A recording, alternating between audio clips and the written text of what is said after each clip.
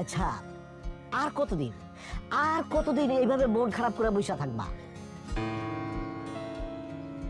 কোনো কিছুই ভালো লাগে না, কেমন যেন একটা শূন্য শূন্য লাগে। আরে তোমার কথা শুনলে, তোমার মন খারাপ দেখলে আমার মনটাও খারাপ হয়ে যায়, খুব বিষণ্ণ হয়ে যায়। আচ্ছা তুমিই বলো, আমার মতো একজন হ্যান্ডসাম স্মার্ট ছেলের শালীর যদি মন খারাপ থাকে তাহলে কি হয়? এটাকে মেনে নেওয়া যায়? আমার কপালের কষ্ট আমি নিজের হাতে লিখছি দুলা ভাই, এই কষ্ট কেউ দূর করতে পারবো না। আমি পারবো, অবশ্যই পারবো রাইসা। আপনি পারবেন?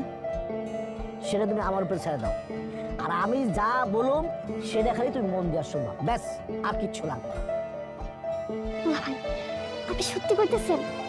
আপনি আমার সব কষ্ট দূর করে দিতে পারবেন? সত্যি তো? অবশ্যই পারবো।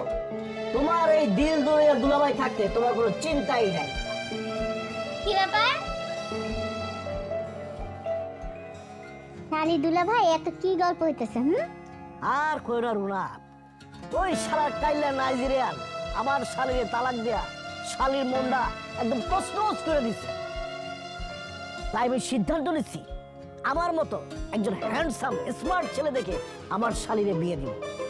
থাক হয়েছে, দয়া করে তোমার মতো স্মার্ট হ্যান্ডসাম ছেলে খুঁজে বের করো না। যে সত্যিকারের হ্যান্ডসাম এরকম একটা ছেলে আমার বোনের জন্য খুঁজে বের করো। রুনা তুমি কি বললা? আমি হ্যান্ডসাম স্মার্ট না? তুমি নিজে সেটা বুঝতে পারো না? আর কত এরকম মন খারাপ করে বসে থাকবে? নে চাটা খা, চা খেয়ে চাঙ্গা হয়ে যা, পুরো গ্রামটা একটু ঘুরায় ধর। তার মনে এত কষ্ট। শোনো, আমার কথা মতো চলবা, দেখবা তোমার মন ভালো করার সব ব্যবস্থা আমি করতেছি। তোমার মন অচিরেই ভালো হয়ে যাবে। তো দুলা ভাই যখন বলছে তখন এত চিন্তার কিছু নাই, সব ঠিক হয়ে যাইব। ওর চেহারাও কালা, ওর মনটাও কালা, এই জন্য আমার বোনের জীবনটা নষ্ট করে দিছে। কি ভাবছে আপা? আমার এত কষ্ট দিয়া, আমার এত অশান্তিতে রেখে কেউ ভালো থাকতে পারবো? ওর জীবনও ভালো থাকতে পারবো না দুলা ভাই, আপনি দেখে রেখেন, ওর জীবনও ভালো থাকতে পারবো না। বউ রেখে একাইছিস তার জন্য ঘুমাচ্ছে না? না না, কি কইতাছস? তোরা যা ভাবতাছস আসলে তা না, আমার শরীরটা একটু খারাপ, বুঝছস? মনে হয় জ্বর আসবো। তাইলে তো খুবই ভালো, বউয়ের সেবা যত্ন একটু বেশি বেশি পাবি। তা অবশ্য ঠিকই কইছস, কিন্তু আসলে যার মা বাইসা আছে পৃথিবীতে তার আর কিচ্ছু লাগে না। কিরে বন্ধু, হঠাৎ করে কি ভাবতেছিস? না কিছু না, এমনি। তবে বন্ধু, তুই যে আমাদের বন্ধু মহলের সবচেয়ে আলোচিত এবং চাঁদ কপালে, তাতে কিন্তু বিন্দু পরিমাণে সন্দেহ নাই। তোর কথার কিন্তু কোনো আগামা তো আমি বুঝতেছি না, কি কইতাছস তোরা? আরে বেটা, ভাবির কথা বলতেছে। আমাদের 2-4-5 গ্রামের মধ্যে তোর মতো সুন্দরী বউ কারো নাই। এই কথা তুই একদম ঠিক কইছিস। সত্যি বলছেন মামা, ওনার বউ এর আগে আমার দোকানে আসছিল, হেব্বি সুন্দরী। আচ্ছা বন্ধু, আজকে আমি তাহলে উঠি, আমার শরীরটা বেশি ভালো না।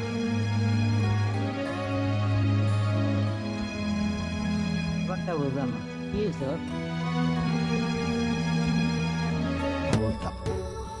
পট কাটার লোকের আবার ভয় বই কি?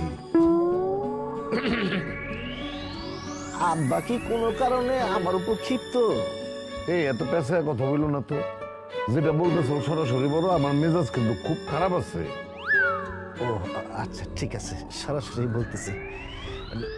না হয়েছে কি আব্বা, আপনি তো অনেক দিন পর আমাদের বাড়িতে আসলেন, তা আসতে রাস্তাঘাটে কোনো কষ্ট হয় নাই তো?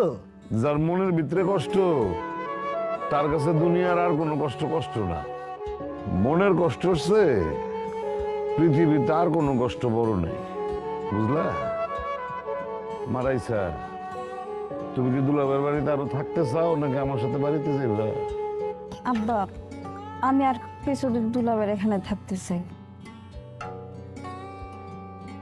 আমার মন ভালো না হওয়া পর্যন্ত আমি কোনো দিকে যাব না। আরে না না, তোমার যতদিন খুশি আমার বাড়িতে থাকতে পারো, মন যতক্ষণ পর্যন্ত ভালো নইব ততক্ষণ পর্যন্ত থাকতে পারো। তা আব্বা বলতেছিলাম কি আমি অঘটন যেটা ঘটানো সেটা তো ঘটাই ফেলাইছো, এখন আর আমতামতা করতেছো কেন? যেটা বলার বলো। আব্বা আমি তো ব্যাপারটা বুঝলাম না, তুমি কি বলতে চাইতেছো একটু খুইলা বলো তো। না বুঝার তো কিছু নাই। আমার মেয়ের আইসার সংসারটা ভাঙার জন্য তোরা দুইজন দেয়। মানে কি আব্বা, তুমি এত বড় একটা অপবাদ আমাকে দুইজনে দিতে পারলা? শোনো আব্বা, না যাই না কোনো কথা কইবা না। আমরা কিন্তু যাইতে যাইনি তোমাকে বাড়িতে। তোমার এই ছোট মাইয়া সে ফোন করে আমাকে দুইজনের নিছিল যাতে ওই কাইল্লা বেটার লগে ওর সংসারটা আমরা ভাঙ্গা দেই। সে তো কাইল্লা বেটার সাথে সংসার করতে চায় না। আপা এইসব তুমি কি কইতেছো? তোমরা এখন এই সময় আইসা পিছনে চলে গিয়ে আমার আগায় দিতেছো? মা গো তুমি থামো, আমি তো মিথ্যা কথা বলি নাই। রিমন রে, তুই আর তোর এই স্বামী উঠতে বসতে অপমান করছস, একসাথে খাইতে বসতে দেশ নাই। হ্যাঁ, কথায় কথায় কইছস নাইজেরিয়ান কাইলা। হ্যাঁ, এত অপমানের পরে কেমনে সহ্য করে এই ছেলে? সেই দুঃখই তো সে আমার মেয়েটারে। থাক আব্বা থাক, আর কষ্ট পায় না। আমি পরের ছেলে বলেই তো আপনি আমার এইভাবে অপমানটা করতে পারলেন, এত কিছু বলতে পারলেন। আরে এই যে আমার ছোট জামাই রে, উঠতে বসতে তোমরা সারাক্ষণ যে অপমান করছো, তারপরেও দেখো ছেলেটা সব সময় সবার সাথে হাসি মুখে কথা বলছে। এইটারে বলে শিক্ষা, আদর্শ, হ্যাঁ, মনুষ্যত্ব। লেবাসদারি শিক্ষিতের মধ্যে এই বিষয়গুলি থাকে না। দেখ শুরু না, ওই নাইজেরিয়ান কাল্যাণ লইগা আব্বা আমার কিভাবে অপমানটা করতেছে। আব্বা আপনি দুলা ভাইয়ের আর কিছু কইেন না তো, আমার ভাগ্যে যা ছিল তাই হয়েছে। আর তুমি চিন্তা করো না রাইসা, তোমার মন ভালো করার জন্য, তোমার মনে প্রশান্তি আনার জন্য যা যা দরকার আমি সবই করব।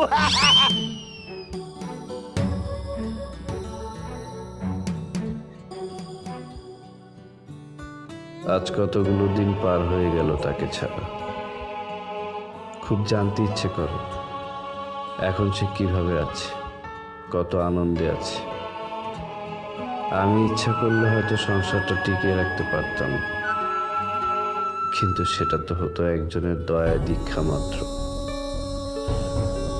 আমার জীবনে তার খুব ভালো কিছু উপহার দেওয়ার সুযোগ আমি পাইনি, কারণ আমি তো কালো, আমার তো কোনো যোগ্যতাই ছিল না।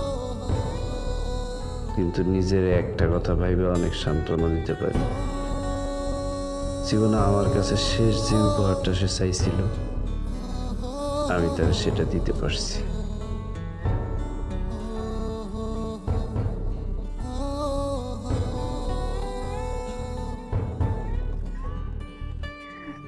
বউ, তুমি আমার দেখে যতই মুখ ফিরে আনো, আমার দেওয়া উপহারে কিন্তু তোমার অনেক সুন্দর লাগতো। এই যে কাইল্লা, আমি তোর কাছ থেকে কি এমন উপহার নিচ্ছি যে আমার সুন্দর লাগতেছে? এই যে আমার দেওয়া শাড়িটা পরে তুমি বসে আছো, তোমার যে কি সুন্দর লাগতেছে তুমি জানো না? কি তুমি শাড়ি দিছো মানে? হ্যাঁ, আমি দিছিলাম। আসলে আমি যদি তোমার শাড়িটা দিই তুমি তোমার কাছ থেকে নিবা না, তাই তোমার আব্বার কাছে দিয়ে দিয়েছি তোমার দিতে। আমি যদি জানতাম না এই শাড়ি তুই আমার দিছস, আমি জীবনে এই শাড়ি পরতাম না। আমি এক্ষুনি বাসায় গিয়ে এই শাড়ি খুলে আগুনে পুইরা ফেলাম। কেন বউ, তুমি কেন এই শাড়ি আগুনে পুড়ায় ফেলালা? আমি তো তোমার স্বামী, আমি কি তোমার একটা শাড়ি দিতে পারি না? আমার কি দোষ? আমি কালা তাই? এটাই তোর অন্যায়, তুই কালা কেন? তুই কালা, এটাই তোর অন্যায়, বুঝছস? তাই বলে তুমি তোমার স্বামীর দেওয়া উপহার আগুনে পুড়ায় ফেলাইবা? তোমার কি আমার উপহার দেওয়ার কোনো অধিকার নাই? উপহার? সত্যি কি তুই আমার উপহার দিতে চাস? হ্যাঁ, আমি তোমার উপহার দিতে চাই। তুমি যা কইবা আমি তাই তোমার উপহার দিব। তুমি যদি কও আমার কলিজাটা কাইটটা তোমার হাতে ধরাই দিব। বাবা, এত সুন্দর ডায়লগ! ওইসব কলিজা টলিজা না আমার লাগবো না, আবার ছোট্ট একটা কাজ করতে হবে। তুমি খালি কও কি কাজ করতে হবে, ছোট আর বড় নাই, তুমি যা কইবা আমি তাই কইরা দিব। না, তোমার দেখা মনে হয় না তুমি এই কাজটা করতে পারবা। ও তুমি আমার এখন চিনো না, আমি তোমার আমার জীবনের চাইতে বেশি ভালোবাসি। তুমি শুধু একবার কইয়া দেখো, তুমি যা কইবা আমি তাই কইরা দিব। তালাক? আমি তোর কাছ থেকে তালাক চাই। কি কইলা? তুমি আমার কাছে তালাক চাও? হ, আর তোর কাছ থেকে পাওয়া শ্রেষ্ঠ উপহার হইব আমার এইটাই, তুই আমাকে তালাক দিবি।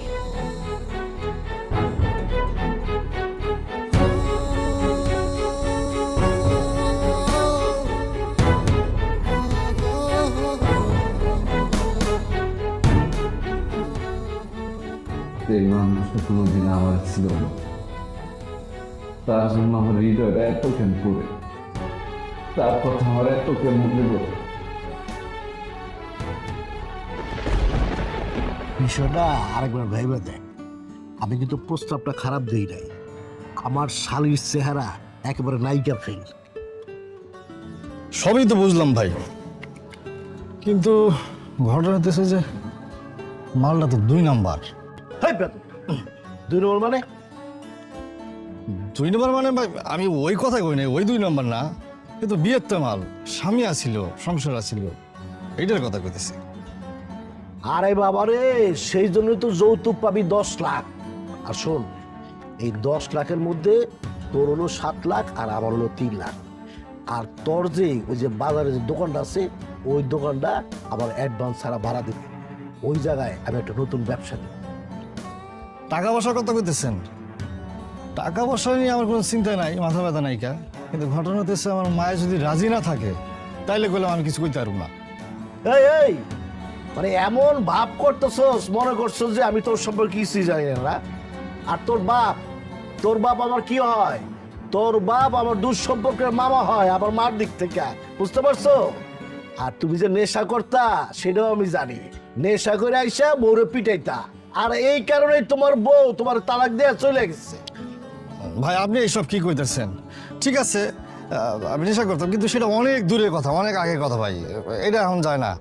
আপনি একটু খোঁজ খবর লয়ে দেখেন এই 10 গ্রামের মধ্যে, এলাকার মধ্যে আমার মতো ভালো ফল আছে কিনা, খোঁজ খবর লয়ে দেখেন।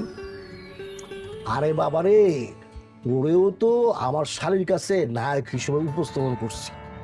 তোর এখন কাজ হইতেছে আমার শালীরে পটানো। কোনোভাবে যদি আমার শালীর মন জয় করে ফেলতে পারিস, তাইলে তো মনে করছে খেলা জয় হয়ে গেল না।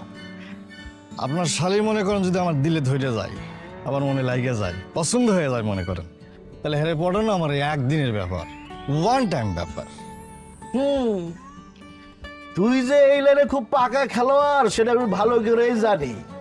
এই কারণেই তো তোর আমি চয়েস করছি। আচ্ছা তুই এক কাজ কর, তোর ফোনটা দে তো। ফোন? আমার শালীর নাম্বার দিয়ে দিতেছি, ঠিক আছে? 01 এক কাজ কর, এখন একটা ফোন দে।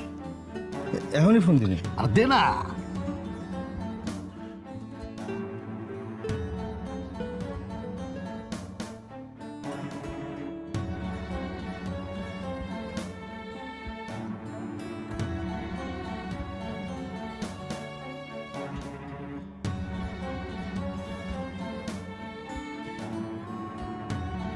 হ্যালো, আসসালামু আলাইকুম। কে কইতেছেন?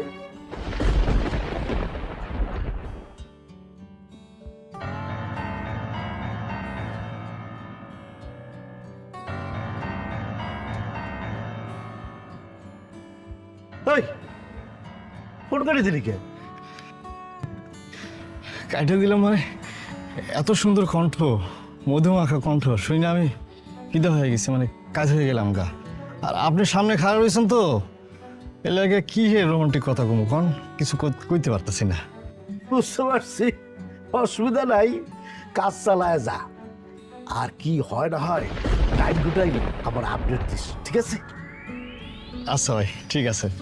আসসালামু আলাইকুম। আসসালাম। পাগল হয়ে যাব আমি, পাগল হয়ে যাব, পাগল হয়ে যাব আমি, পাগল হয়ে যাব। ইয়েস,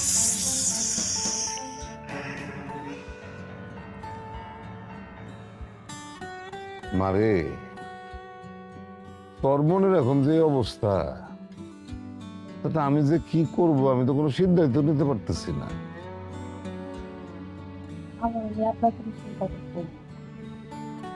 চিন্তা চিন্তা যে কেন করি সেটা তো এখন বুঝবি না রে মা।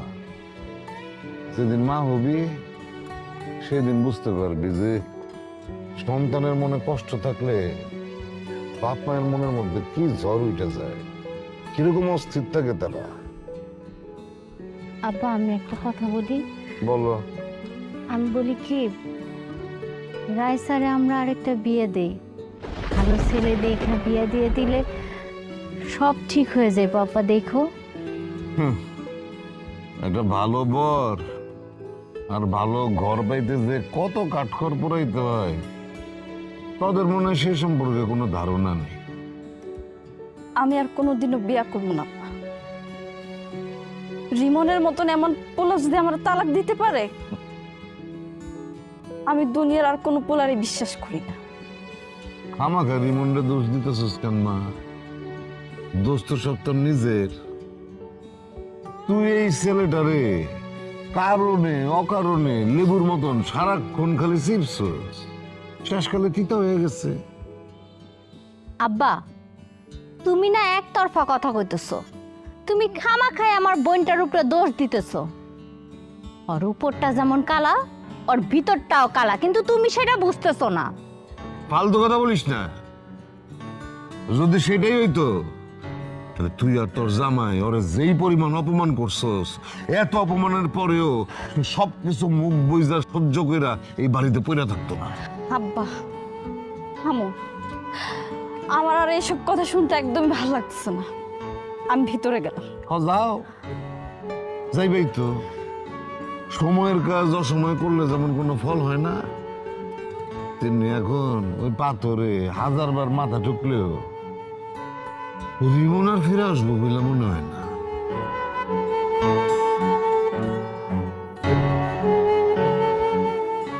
আব্বা নিজের মায়ের মানুষ এইভাবে কথা বলে? সমস্যা কি? আজকে যে পরিস্থিতি তৈরি হয়েছে সেটার জন্য তো নিজেই দায়ী। অবশ্য তারে উস্কানি দিচ্ছ তুমি আর তোমার জামাই দুজনে মিল্লা। আমি ভাবতে অবাক হয়ে যাই, আপন বইনের সংসার যে কোনো বইন আর তার দুলাভাই মিলা ভাঙতে পারে, সেটা তোদের দুজন না দেখলে আমি বিশ্বাসই করতাম। শুনো আব্বা, খালি ভালো পোলা হইলে হয় না, রূপ সৌন্দর্য বইলেও একটা কথা আছে। হ্যাঁ, আপনি তো ভালোবেসে বিয়ে করছিলেন না? তার রূপে তো পুরো গ্রামের লোকজন পাগল, দেখছি তো। তুমি না ওই পোলাটারে নিয়ে বেশি বাড়াবাড়ি করতেছো।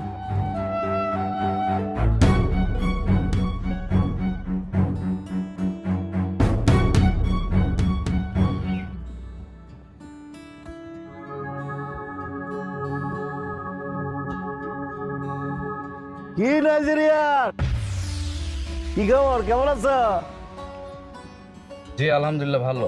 আপনি হঠাৎ এইদিকে কই যান? ও মা, তোমার কি ধারণা এই এলাকায় তোমার অফিস ছাড়া আমার আর কোনো আত্মীয় স্বজনের অফিস নাই? কি বলো নাইজেরিয়ান? ভাইজান আপনি কিন্তু আগে আমার ভাইরা ভাই ছিলেন, এখন না। অতএব আমার সাথে একটু সাবধানে কথা বলতেন। ওরে বাবা রে বাবা, নাইজেরিয়ানের গলার টোন দেখি চেঞ্জ হয়ে গেছে গা। আপনি কিন্তু আবার আমাকে অপমান করে কথা বলছেন। না না, ঠিক আছে ঠিক আছে, আমি খুব ভয় পাইছি। নাইজেরিয়ান এই চুপ! আর একবার যদি কোনো আজে বাজে কথা বলেন না তাহলে কিন্তু আপনার খবর আছে। আসলে হয়েছে কি, মানে আমার শালিকা খুব স্মার্ট হ্যান্ডসাম একটা ছেলের সাথে বিয়ে ঠিক করে ফেলাইছি। মনে করো যে সবকিছু ঠিকঠাক থাকলে আগামী 15 দিনের মধ্যেই দিন তারিখ পড়ে যাবে। তাই নাকি? তাহলে এটা তো সুখবর। হ্যাঁ অবশ্যই সুসংবাদ। আচ্ছা, তোমার যে কপাল আর তোমার যে চেহারা, নাইজেরিয়ান চেহারা, এই চেহারায় তো তোমার আর দ্বিতীয় বউ জুটবো না। তা তুমি কি করবা? আমাকে নিয়ে না আপনি চিন্তা করতে হবে না, আমাকে নিয়ে চিন্তা করার অনেক লোক আছে। তা অবশ্য ঠিক বলছো, তোমার নিয়ে আমার চিন্তা করা লাভ কি? মানে আমার শালিকা মানে ছেলের চেহারা এবং বিবরণ শুনে এত এত খুশি হয়েছে যে বলার মতো না। সে বিয়ের জন্য উদ্গ্রীব হয়ে আছে। আসলে ব্যাপারটা কি জানো, মানে সমানে সমানে না হলে না খেলাটা জমবে না। ও আমার তো অনেক কাজ পড়ে আছে, তোমার লগে হাজারে পেশাল পেরে লাভ কি, যাই আমি বিয়ে শাদীর ব্যবস্থা করি গিয়া।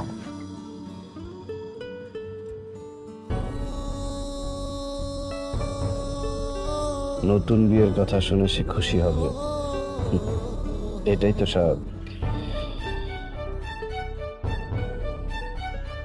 আমি ফোনে আপনার কণ্ঠ শুনে বুঝতে পারছিলাম যে আপনি ভারী মিষ্টি একটা মেয়ে হবেন। আপনি অবশ্যই সুন্দরী একটা মেয়ে। আপনার আমার অনেক পছন্দ হয়েছে।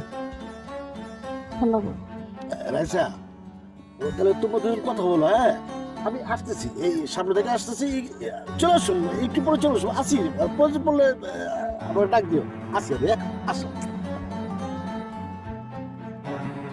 তবে একটা বিষয় আপনার উপর আমার ক্ষোভ জন্মাইছে, মানে অভিমান জন্মাইছে। কেন? সেটা হতেছে আপনার সাথে কি চোখ ছিল না?